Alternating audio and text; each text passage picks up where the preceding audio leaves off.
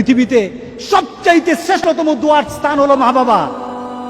ওই মা বাবা যদি হাত পাতে আরশ পর্যন্ত পৌঁছে যায়, ওই মা বাবা যদি বদদুয়া করে, পৃথিবীর সব তীর সব টার্গেট মিস হতে পারে, কিন্তু মা বাবার বদদুয়া কখনো মিস হয় না, কখনো মিস হয় না।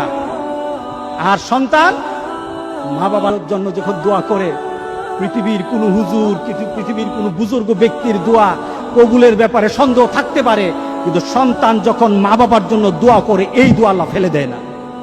সুবহানাল্লাহ।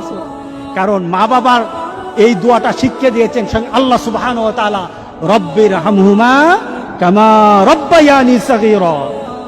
আপনি কবরে থাকবেন, আপনি প্রত্যেক নামাজে আপনার সন্তান দোয়া করবে আপনার জন্য, রব্বির হামহুমা কামা রব্বায়ানি সাগীরা। করেন, মা বাবার জন্য দোয়া করেন প্রতি নামাজে বলেন মা বাবার জন্য, রব্বির হামহুমা কামা রব্বায়ানি সাগীরা।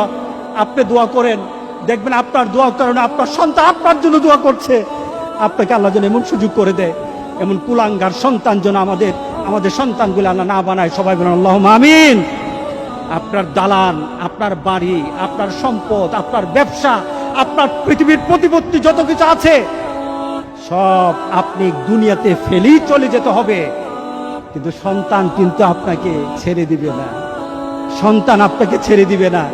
ভালো সন্তান রেখে যাবেন, কবরে শুয়ে শুয়ে আপনার সন্তানের দোয়া পাবেন।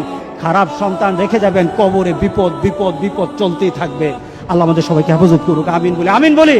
আল্লাহ আল্লাহ।